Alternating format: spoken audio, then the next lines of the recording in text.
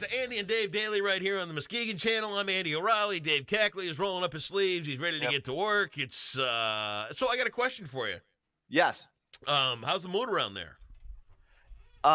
Regarding the departure of Lauren Stanton. When is she down to her last? Is today her last day or is tomorrow? No, tomorrow is her last day. Okay. And it's a little strange. Is it? It's a little strange. It's like, what happens in what next? way? I mean, is it strange in the way that are people happy for her leaving, or is it strange that she's not going to be there anymore? How is it strange? I don't know that anybody's happy about her leaving at all. No? I mean, but happy for her. Right. I think, especially anybody who's had to get up you understand having in the past get up at this ridiculous hour of the morning, and it was worse for her because she had to, just coming in from Saugatuck, had to get up at like 2:30, which is the previous day essentially. Right. And to not have to do that anymore, to really be able to add years onto your life, and you got a thriving business to tend to go into full time. I think that's great for her and sad really for the rest of us. I'm wondering how I'm going to feel about this tomorrow because I'm like the last. When I started here on camera, it was Lauren, it was Derek Francis, it was Hallie Vogel, and it was me. And now it'll be, just me. Right. Dan and Aaron and whoever, new Lauren will be, which is who I will refer to as, whoever feels okay, you're new Lauren. You don't get to have an identity yet. You got to earn the identity. So are you going around there in the morning show now, puffing out your chest like you're the old timer and you're? Yeah, I am. Well, here's the thing: is I am. I'm literally the old time. Like, I got I think like 7 years on Offsire and close to a decade on Harlan. So wow. Yeah. I'm the wise old sage who's on for 30 seconds 4 times. So yeah. Let me ask you this. How is Lauren? Is she? I think she's excited. I think she was a bit anxious because she feels like she's got all this stuff she's got to do. But I'm like, you don't have anything you got to do. Right. Tomorrow, when it's done, you're done. Just enjoy the party, and then you're on to your next big thing. Yeah. So, is there going to be cake? Enjoy it. I would assume. I know. There's the party tomorrow. Well, are you going to that? By the way, I saw an invite, but I can't. I got a bunch of stuff to do tomorrow. I got to work, and then there's a benefit tomorrow night going on for Mission for Area People. They're having this thing called Music for Meds, and it's a dueling pianos deal. And they're bringing in that Matt Gerard guy from American Idol. Oh, really? Yeah, so some fun going on with that. And I honestly, you know what? I grew up Catholic, so I got this guilt complex thing going on. And a couple of years ago, I think it was 3 years ago now, I was going to go help out and MC this event for Mission for Area People, and I completely forgot about it. Oh, and I'm up at the cottage, and it's like 9:30, and the phone rings, and the lady from Mission for Area People's like, Are you coming? Where? Oh man, that's the worst feeling. You were supposed to be somewhere, and this is your penance now. Yeah, I've kind of forgotten. I've kind of been living in the doghouse ever since, and it's kind of like, all right, you know what? I'm really sorry. I better be at this one, so I don't think I'll be able to make the party. Okay, well, I'll have a couple of drinks for you. Of course you will. Why wouldn't you? And then 4 more, and then I'll Uber it back to my hotel, and that'll be it. Awesome sauce. All right, thanks for the update on Lauren. Why don't you get us going here on some news? Okay, let's get into it. President Trump personally welcomed home 3 American detainees after they were released from North Korea. The Americans were freed Wednesday while Secretary of State Mike Pompeo was visiting Pyongyang. The release comes ahead of an expected summit between Trump and Kim Jong-un, which could end in the denuclearization of North Korea. Man, here's the thing.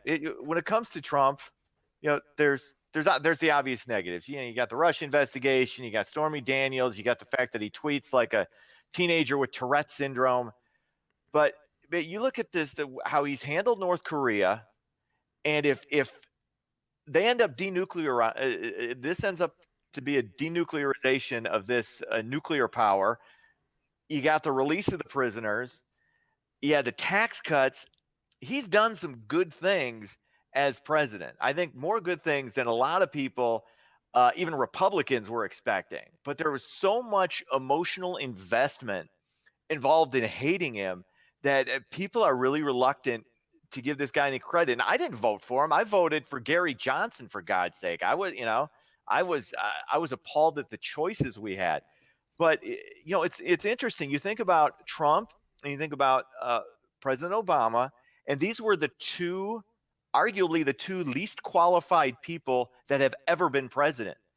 And you go back to 2008, and we're in 2018, and we're still standing. We're still the only superpower, and things are looking pretty good. So I think it's time for us to just kind of sit back and go, you know what, we're gonna whatever you thought coming into this, we're gonna be okay.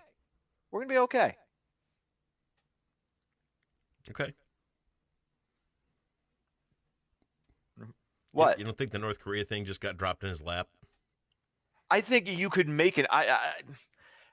You could make North an Korea argument. Just got to the point where they just can't do anything anymore, and they're like, okay, we give. It's possible. And now he comes off looking like the hero.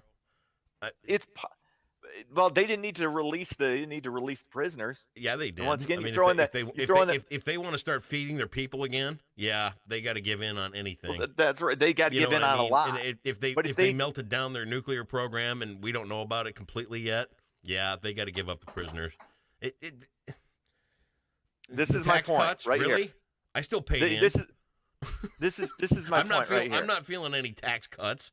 I am. Well, good for you. I still paid in this year. Guess what? I work for myself. I'm supposed to be the guy that Donald Trump's all out to help and foster me along and make me the entrepreneur that I really am. Guess what? I still got to cut the check at the end of the year after everything I invested. I'm not saying good, bad, or indifferent about the guy, but for all this praise and, oh, my God, he's such a wonderful thing, blah, blah, blah. Dude. Where's he getting praise from? You. All I'm saying is, did you not hear the first half of what I said about the guy? I was talking about the Russian investigation. I said Stormy Daniels. I said tweets like a teenager with Tourette's. I get it. But let's give the guy a little bit of credit, and you crapped all over it. I didn't. I brought up some questions. No, not my. You said, don't you think it just got dropped in his lap? Like he had nothing to do with it. Absolutely zero. You can make an argument. A portion of this was dropped in his lap due to the issues they've had with their nuclear program. But he when everybody was ranting and raving about him, trash talking Kim Jong-un months ago, and all the tough talk saying, "Hey, we'll bring down hellfire on you." All valid points. Then he pulls out of the Iran deal, and missiles start flying the same day. Look, the Iran thing, we don't know what's going to happen with that. But I know this. Did you watch any of the news? Have you seen any news from last night? Yes, I did. There are heightened tensions between Iran and Israel. Missiles already flew. Tensions are always high between Iran and Israel. That's going to happen anyway. Missiles but I learned something yesterday. Going back to the Iran deal, I learned something yesterday that I didn't know, and I don't think a lot of people do know.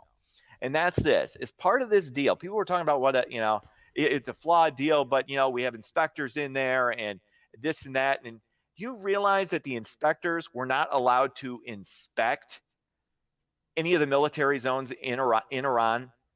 They weren't allowed to go into the military areas in Iran. That wasn't part of the deal.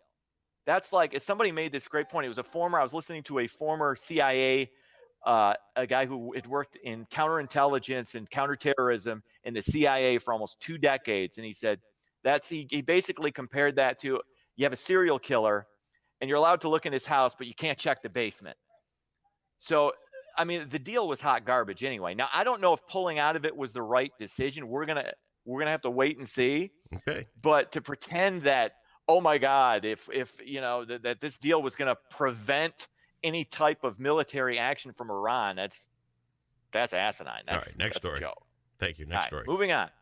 Lions head coach Matt Patricia faced questioning after court records came to light showing he was indicted in a 22-year-old sexual assault case. The alleged incident occurred in South Padre Island back in 1996. The case was dropped after the accuser failed to show up in court. Patricia was 21 at the time, vehemently denied the allegations. And, we're back to the guilty till proven innocent. I really thought this one didn't need to be rehashed. I agree. After I read the story, I read the headline, and it was one of those headlines that was damning. The first half of the article was damning. Right. And as you read down through the rest of the article, at the very bottom of it, it brought out the fact that, she didn't show up. And I think it even said she later admitted that it wasn't, the article, it was late last night that I was reading it. Yeah. It was an article I didn't think that needed to be brought up. I thought it was kind of I agree. Yeah. And I can't, it's one of the, but because it's out there, I know. Because of, Yep. We don't know how to handle these topics. None of us do. Yeah. I even throw myself included because I'm actually doing the story on something that really isn't a story. Yeah. So I'm as guilty as anybody else. Shame on you then. Shame on me. One story closes. You know what the story should read? What? The story should read, the Lions' Matt Patricia cuts his own throat for becoming the Lions' coach. I think he's going to do good things being in a Detroit. winning football coach and decides he wants to go work for the Lions. Once again, I'm going to be the cockeyed optimist. Of course you are. And say, I am Matt too. You know what? I'm all on board with the Lions this year. I'm going to go buy a T-shirt and everything. Go. Yeah. Great. I can't wait for that. One store closes and another opens at the Lakes Mall in Fruitport. Carol's Bridal shut down in January after serving the Muskegon community for more than 2 decades. Chic Bridal and Formal Wear will open at that location sometime in June. So that's cool. More businesses. It's Lakes Mall needs them too. We got to have some. We got to have some. We get Yonkers going out over there, which is not good. They really need some stores to move into that place. It's right. We need some help. So if you want to retail, it's a good time though. Hey, you know what? Here's what you the think. bridal stuff. Listen to this. What? Custom Countertops West. Hey, there you go. That's right. Who knows? You open up a satellite shop out here, my friend, and think about the money rolling in right there in the mall. It'd be like backing up the Brinks truck. That's right. Be your own satellite Daddy office. Can just write his own checks. You could write not only could you write your own ticket, you could be a trailblazer. Absolutely. You could be family expansion. You never know. You could move out. I thought. Oh, you're funny. I know, right? Sports. Cubs win. They beat the Marlins 13-4. Tigers lose again. That one didn't count. They count, followed the Rangers in 10 innings, 5-4. It didn't count. But hey, they weren't losing after 9. No, I know. See, so have yourself a great Thursday. We'll talk to you tomorrow.